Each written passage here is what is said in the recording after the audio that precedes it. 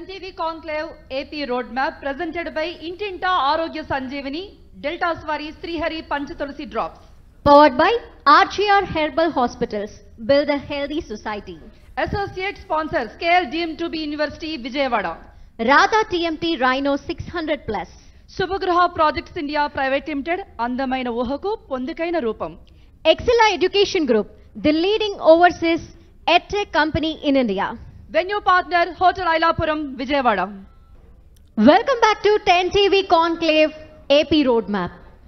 ఉదయం నుంచి రాజకీయ నేతలతో ఎన్నో రాజకీయ పరమైన అంశాల గురించి మాట్లాడుతున్నాం. అయితే అందుకు భిన్నంగా కొన్ని విషయాల గురించి ఇప్పుడు రాబోయే నేతతో మాట్లాడబోతున్నాం మనం.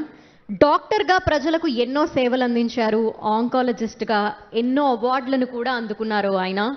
ప్రస్తుతం మచిలీపట్నం వైసీపీ ఎంపీ అభ్యర్థిగా ప్రజలకు మరింత సేవ చేసేందుకు డాక్టర్ సింహాద్రి చంద్రశేఖర్ గారిని రెడీ అయ్యారు అని తెలుస్తోంది. అయితే ఆయన్ని మనం ఈరోజు స్టేజ్ పైకి సాదరంగా ఆహ్వానిద్దాం.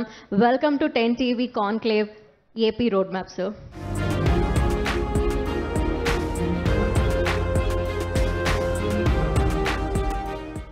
నమస్తే సార్. నమస్తే అమ్మా. ఉదయం నుండి రాజకీయపరమైన అంశాల గురించే మాట్లాడుతున్నాము అందరితోనూ. మీరు 33 ఏళ్ల సుదీర్ఘ అనుభవం కలిగిన డాక్టర్. సో మీతో ఈ విషయాల గురించి ఎక్కువ మాట్లాడాలనుకుంటున్నాను. అంతకంటే ముందు ఒక్క క్వశ్చన్ పొలిటికల్గా. అయితే మీరు కంటెస్ట్ చేస్తున్న ఆ ప్లేస్లో ఇప్పుడు 4 లీడర్స్ ఉన్నారు, అంటే మీతో కలుపుకొని. సో ఏం చెప్పాలనుకుంటున్నారు? అక్కడ లీడర్స్ ఎక్కువ ఉన్నారా, లేదంటే ఏంటి ఆ ప్రాభవం ఏంటి? అంబటి రాంబాబు గారు కావచ్చు, అంబటి మురళి గారు కావచ్చు, ఇలా 4 మెంబర్స్ ఉన్నారు. సో ఏంటి అక్కడ? మా ఊరు బందలాయి చెరువు అని, హ్యామ్లెట్ ఆఫ్ అవనగడ్డ అండి, చిన్న ఊరు. అంటే ఇది politically active place from the beginning. అంటే ఆ ఊర్లో కమ్యూనిస్ట్ పార్టీ మొట్టమొదటగా ఎక్కువ ఉండేది. ఆ టైంలో మా తాతగారు ఒకడే కాంగ్రెస్, అంటే ఆ టైంలో. తర్వాత మా ఫాదర్ కూడా లెఫ్టిస్టిక్ వ్యూస్తో ఉన్నవాళ్ళు చదువుకున్నప్పటి నుంచి. కాబట్టి మా తాత మాత్రం కాంగ్రెస్ పార్టీలోనే ఉండేవాళ్ళు. అందుకని 4 కుటుంబాలే కాంగ్రెస్ ఉంటుంది, మిగతా అందరూ కమ్యూనిస్ట్ పార్టీలో ఉండేవాళ్ళు. ఆ ఊరు మొత్తం రాజకీయ చైతన్యంగా ఉన్న ఊరు. అవును. ఇప్పుడు అంబటి రాంబాబు గారు, అంబటి మురళీకృష్ణ, వీళ్ళిద్దరు ఓన్ బ్రదర్స్. వీళ్ళు మా ఫాదర్కి, వాళ్ళ మదర్ మా ఫాదర్కి మేనమామ కూతురండి. అట్లే రమేష్ బాబు గారు మా ఇంటి పేరట ఆయనే.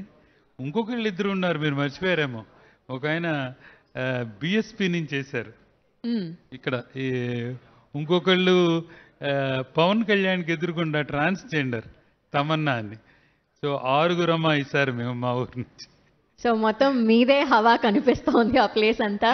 అయితే సార్, మీకు రాజకీయ అనుభవం అంటే మీ పరంగా లేకపోయినప్పటికీ మీ నాన్నగారు రాజకీయాల్లో ఉన్నవారే. ఇండైరెక్ట్గా మీరు కూడా పొలిటికల్గా ఎంతో కొంత ఎఫెక్ట్ ఉన్నవాళ్ళే, అంటే మీ మీద కూడా ఆ ప్రభావం ఖచ్చితంగా ఉండే ఉంటుంది. కానీ అందుకు భిన్నంగా మీరు డాక్టర్ అయ్యారు, ప్రజాసేవలో ఇన్నాళ్ళు ఉన్నారు, ఇప్పుడు పొలిటికల్ ఎంట్రీ ఇవ్వబోతున్నారు. ఏదైనా స్పెసిఫిక్ రీజన్ ఉందంటారా?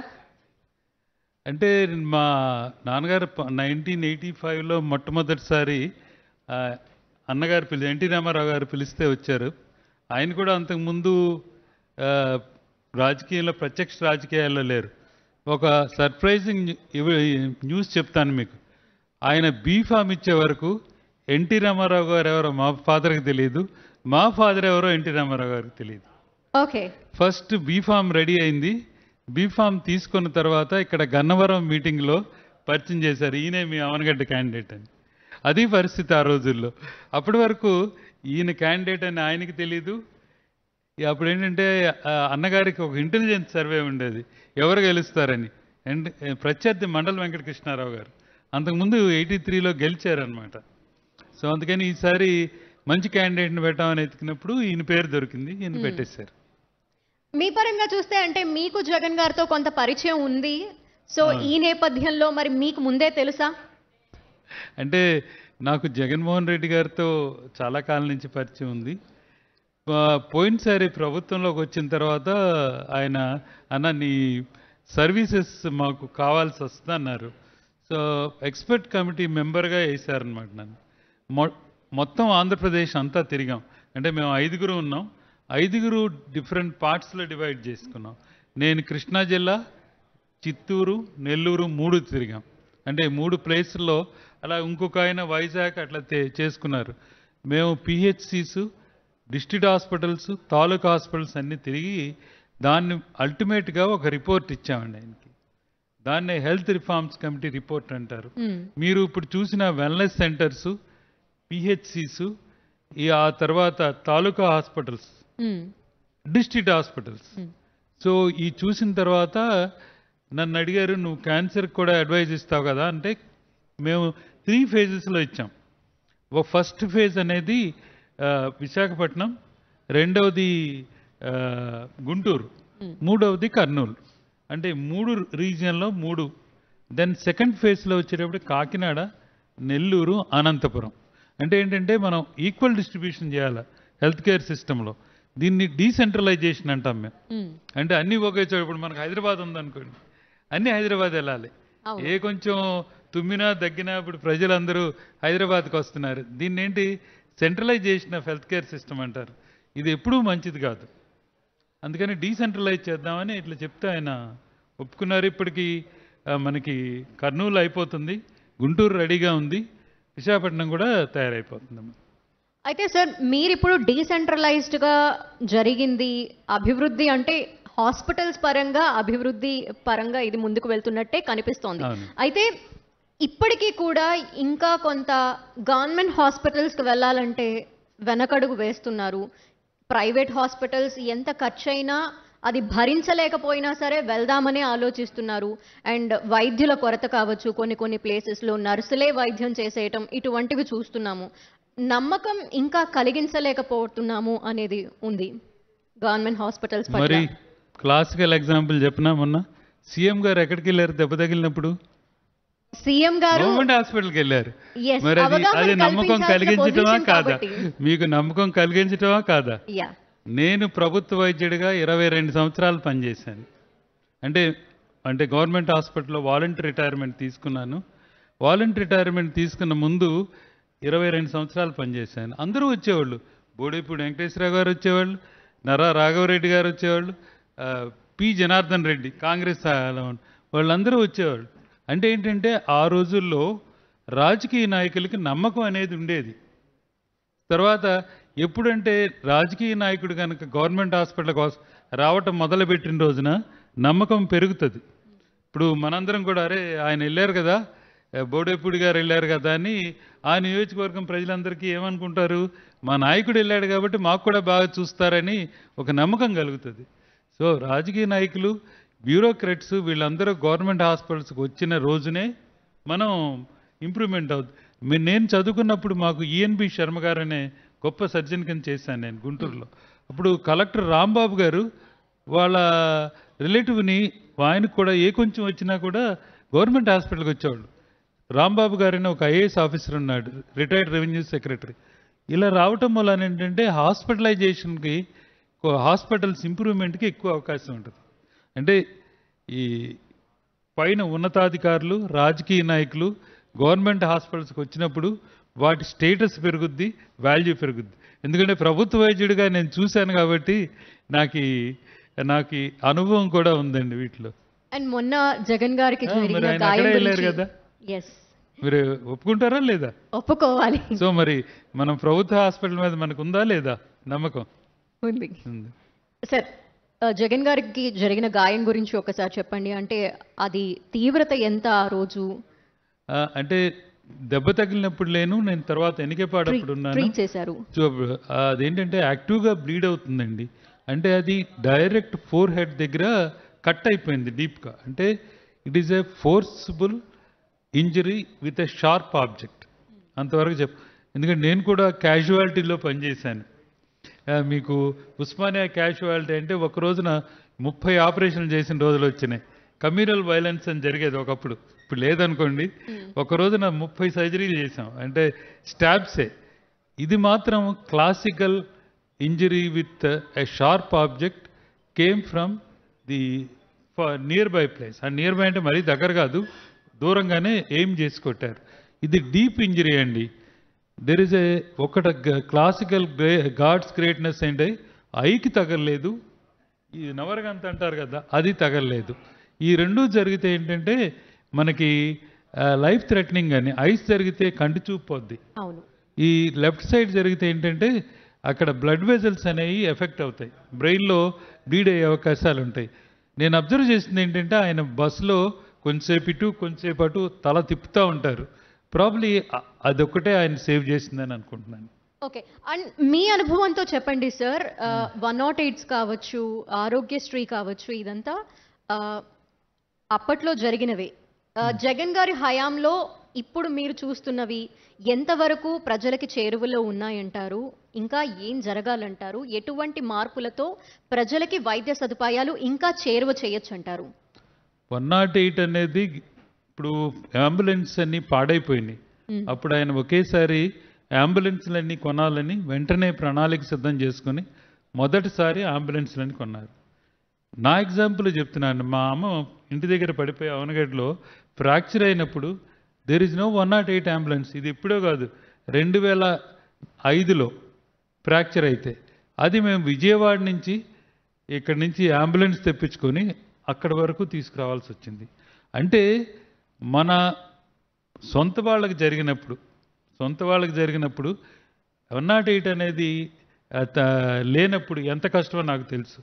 ఈ వైఎస్ రాజశేఖర రెడ్డి గారు వచ్చిన తర్వాత అంబులెన్స్ సర్వీస్ అంటూ ఇంట్రడ్యూస్ చేశారు.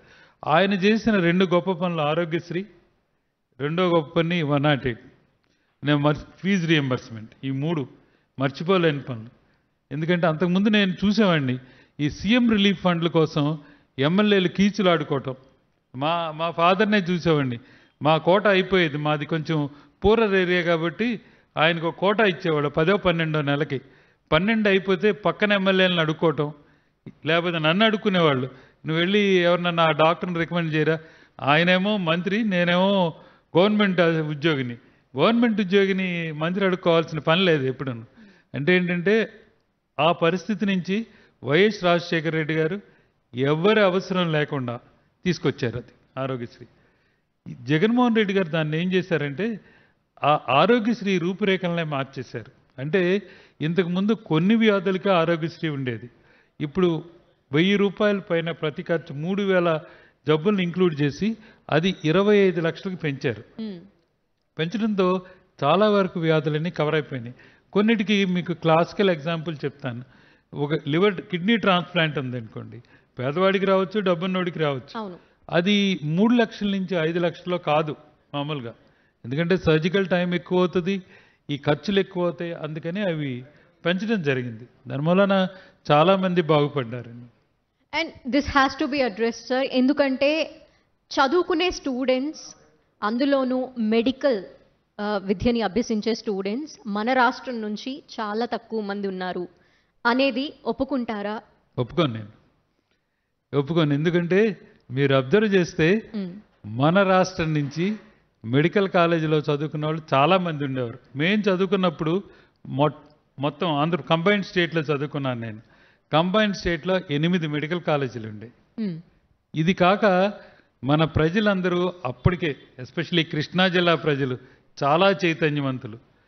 మీరు చూస్తే మైసూరు, కర్ణాటక, మిగతా తమిళనాడులో ఎక్కువ మంది ఆంధ్రప్రదేశ్ నుంచి చదువుకునే వాళ్ళు డొనేషన్ కట్టి.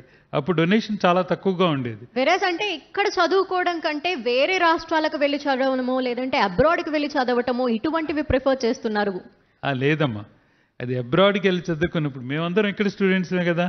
నేను MBBS ఇక్కడే చేశాను, MS ఇక్కడే చేశాను, MCH ఇక్కడే చేశాను.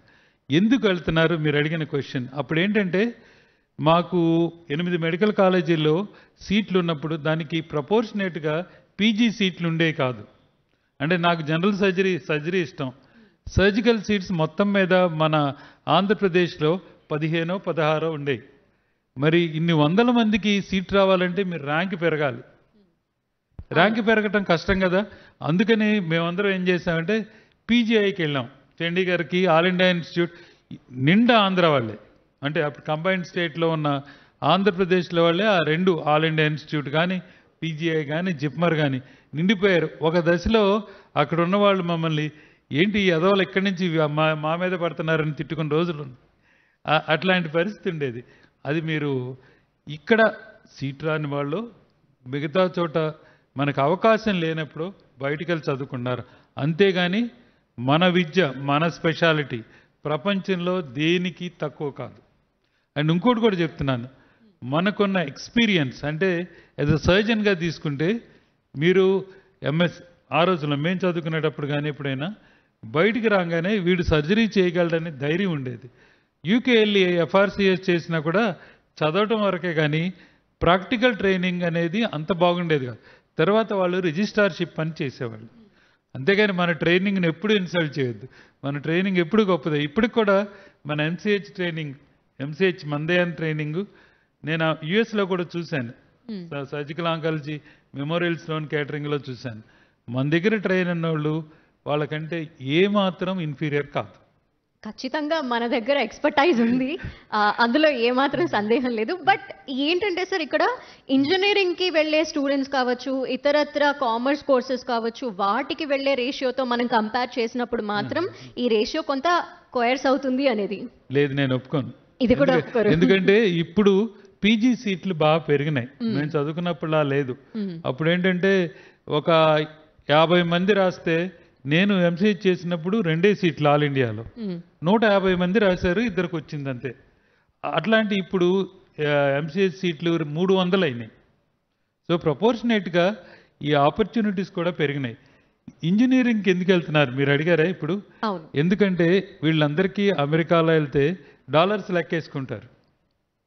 డాలర్స్ లెక్క.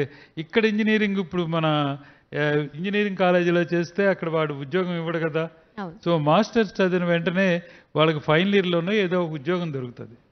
సో ఇది ఒక విధంగా ఏంటంటే మన గ్రామాల్లో ఆర్థిక వ్యవస్థ పెరగటానికి ముఖ్య కారణం.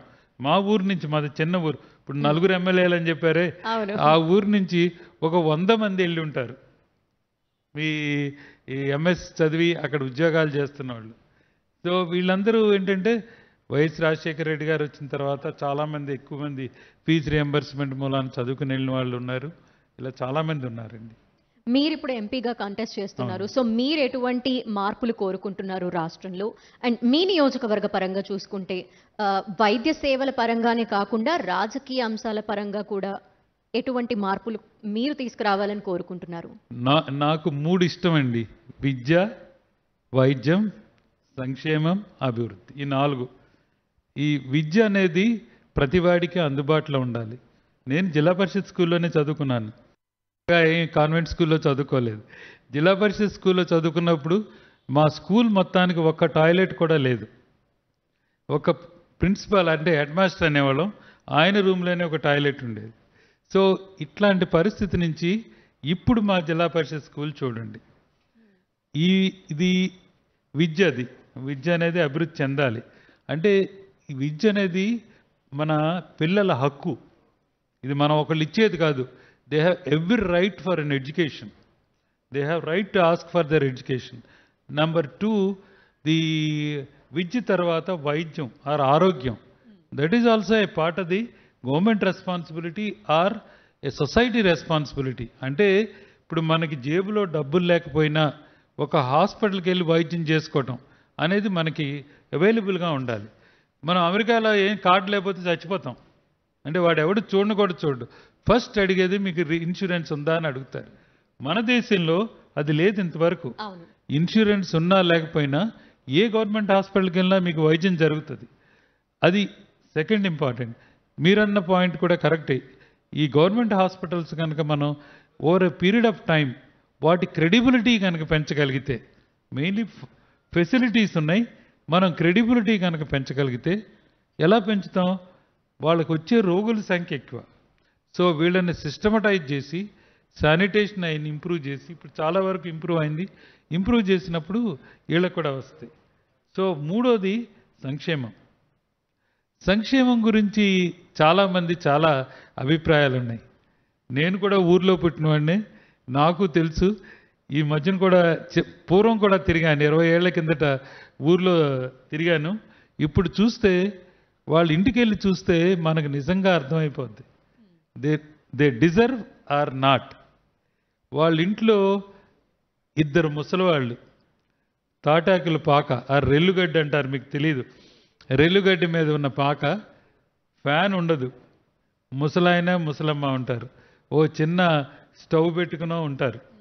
వాటిలో వాళ్ళ కొడుకులు వాళ్ళకు కూడా ఓ 10,000 జీతం వస్తుంది, వాళ్ళు చూడలేరు కదా.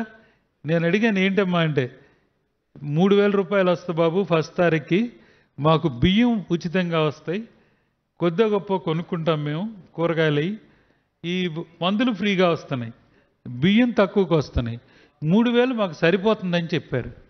మరి is it not our social responsibility to take care of that? అందరూ ఫ్రీ బీస్ ఇచ్చేస్తున్నారు అని అంటున్నారు, కానీ మీరు నిజంగా ఫ్రీ బీస్ అన్న వాళ్ళని ఊరు తీసుకెళ్ళి చూపెట్టాలి. విలేజెస్లో 70% of our population lies in villages. ఇప్పుడు మీకు ఇక్కడ కనిపించే ఈ అపార్ట్మెంట్స్, ఈ టవర్స్, ఇవన్నీ ఓన్లీ 20 to 30% విల్ స్టే. మీరు అవి వెళ్ళి చూస్తే వాళ్ళ యాక్చువల్ సిచ్యువేషన్ చూస్తే తెలిసిపోద్ది. To travel from one place to other, మా ఊర్లో ఎదురుమండి, ఎలిచేట్ల దెబ్బ అనే ప్లేసులు ఉన్నాయి. అక్కడ దాటాలంటే మనం లాంచీ మీద పంట అంటారు, ఆ తర్వాత పడవ మీద వెళ్ళాల్సి వస్తుంది. ఇవన్నీ అది అప్పట్లోనే కాదు, ఇప్పటికీ అలాగే ఉన్నాయి. కొన్ని ప్లేసెస్ లో ఈ పరిస్థితి మారట్లేదు. అంటే మనం ఏంటంటే వీళ్ళకి అట్లీస్ట్ ఆకలి బాధలు లేకుండా మన ఈ ప్రభుత్వ సంక్షేమం ద్వారా గత 5 ఏళ్ళలో వీళ్ళకి ఏంటంటే స్టార్వేషన్ డెత్స్ లేవు. ఎక్కువగా ఈ అనారోగ్యం మూలన చావులు కూడా చాలా తగ్గింది. How will you say there is an developed country and underdeveloped country? Maternal mortality. Then second is life span. Now our life span is 72 years now. 19 నుంచి లైఫ్ స్పాన్ పెరిగింది, తగ్గలేదు, except for Covid time. Covid time is a universal problem. అప్పుడు life span కూడా పెరిగింది. GDP, per capital income. So ఇవన్నీ బాగున్నప్పుడు మనం development అంటాం, అవునా కాదా? ఈ ఓన్లీ టవర్స్ వచ్చినంత మాత్రం డెవలప్మెంట్ అనకూడదు. ఖచ్చితంగా కాదు. అండ్ సార్, మీరు ముందుగా అవనిగడ్డ నుండే పోటీ చేస్తున్నారు అని అనౌన్స్ చేయటం జరిగింది. ఆ తర్వాత మార్పులు జరిగినాయి. ఇవి మీరు కోరుకున్న మార్పా, లేదంటే పార్టీలో జరిగిన మార్పులా? ఆయన మా నాయకుడు నన్ను ఇక్కడ కంటెస్ట్ చేయమన్నారు అంతే. మచిలీపట్నం. సో ఏంటి సార్ మీ మిషన్ ఏంటి? ఇవి అపార్ట్ ఫ్రమ్ దిస్ నా విజన్ ఏంటంటే, మా ఏరియాకి తాగునీటి సమస్య ఉంది. ఇప్పుడు తిరుగుతున్నాను కదండి, తాగునీటి సమస్య 3 కనిపిస్తున్నాయి: తాగునీరు, సాగునీరు, మురుగునీరు. ఈ 3 సమస్యలు ఉన్నాయి.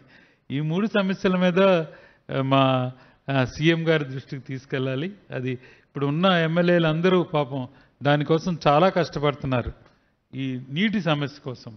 2 పక్కా ఇళ్ళు, టిట్కో హౌసెస్ మీరు చూడండి, అన్కంపేరబుల్. అసలు అది వెళ్ళి చూస్తే నిజంగా ఒక గవర్నమెంట్ ఒక పేదవాడికి ఇట్లాంటి ఇల్లు ఇచ్చిందా అనేది తెలిసిపోద్ది మీకు. టిట్కో హౌసెస్ కానీ గుడివాడ, మచిలీపట్నంలో ఉన్నాయి. అలా హౌసింగ్ స్కీమ్ అనేది కూడా చాలా ఎసెన్షియల్. వాళ్ళు చూసిన తర్వాత, వాళ్ళు ఇళ్ళలోకి వెళ్ళి చూసిన తర్వాత మీకు అనిపిస్తుంది, is it worth giving or not worth giving. ఈ మధ్య నాకు ఒక కమ్యూనిస్ట్ లీడర్ వచ్చారు, మేము మీ పార్టీ కాదన్నారు. మీరు చేయాల్సిన పనులన్నీ మేము చేస్తున్నప్పుడు మీరు మా పార్టీ కాకపోవడం ఏంటని అన్నాను నేను. మరి కమ్యూనిజం అంటే అదే కదమ్మా. Communism is nothing but helping the poorer section. See what is being done in this by the current CM is nothing but a communistic views. Karl Marx చెప్పినవన్నీ చేస్తున్నప్పుడు ఇంకా కమ్యూనిజం ఏంటి? ఇది is equal to the current government system. అలాగే medical students పరంగా, medical colleges పరంగా ఇంకేదన్నా మార్పులు తీసుకొస్తే బాగుంటుందని మీకు ఏదైనా అభిప్రాయం ఉందా? తప్పనిసరిగా అంటే మచిలీపట్నంలో నా ఉద్దేశం ఏంటంటే, ఒక క్యాన్సర్ బ్లాక్ అనేది క్రియేట్ చేయటం. ముందు నుంచి అనుకున్నాము, ముందు ఏదన్నా వాలంటరీ ఆర్గనైజేషన్ చేస్తామని చూసాము. అప్పుడు కొంతమంది వచ్చారు కానీ వాళ్ళు బ్యాకౌట్ అయిపోయారు. ఎలాగూ ఇప్పుడు గవర్నమెంట్ సిస్టమ్ వచ్చింది కాబట్టి ఈ క్యాన్సర్ బ్లాక్ అనేది మా సీఎం గారిని పట్టుకొని ఎవరన్నా సెంట్రల్ గవర్నమెంట్ హెల్ప్ తీసుకుని చేయాలి. ఎందుకంటే మా area coastal belt area. Anywhere in the coastal belt మీరు చూస్తే వాళ్ళకి ఈ క్యాన్సర్స్ ఇన్సిడెంట్స్ ఎక్కువగా ఉంటాయి. ఈ మీరు సముద్ర తీరాన్ని ఉండే వాళ్ళకి different reasons, younger ages of marriages, తర్వాత పూర్ జెనైటల్ హైజీన్ అనేది, ఒబీసిటీ. వాళ్ళు ఏంటంటే ఆఫ్టర్ ది అన్నగారు 2 rupee KG, there is a tremendous increase in the obesity in the population. అంతకుముందు రైస్ అనేది అందరికీ అవైలబిలిటీ ఉండేది కాదు, ఓన్లీ రిచ్ పీపులే రైస్ తినేవాళ్ళు. ఆ తర్వాత 2 రూపాయల కిలో బియ్యం వచ్చిన తర్వాత రైస్ కన్జంప్షన్ ఎక్కువైంది. సో మీకు డయాబెటీస్ పెరిగిపోయింది, ఒబిసిటీ పెరిగిపోయింది. సో దీంతో క్యాన్సర్లు కూడా పెరిగింది. సో ఈ మండలాలన్నింటికి ఒక క్యాన్సర్ హాస్పిటల్ అనేది ఉంటే అక్కడ, అది కూడా గవర్నమెంట్ సెక్టర్లో ఉంటే చాలా వరకు పేదలకు ఉపయోగపడుతుందని నా ఉద్దేశం. Thank you so much sir. అంటే రాజకీయ పరమైన అంశాల గురించి ఎన్నో విషయాలు మార్నింగ్ నుండి మాట్లాడుతున్నాము, కానీ ప్రజలకి ఇంపార్టెంట్ అంశం వైద్యం కూడా. సో దాని గురించి మీ ద్వారా చాలా విషయాలు ఇప్పుడు మాట్లాడాము. Thank you so much. ఈరోజు మా 10 టీవీ కాన్క్లేవ్ ఏపీ రోడ్ మ్యాప్లో మీరు కూడా ఒక భాగమై అనేక విషయాల గురించి మాట్లాడినందుకు thank you so much sir. నమస్తే అండి.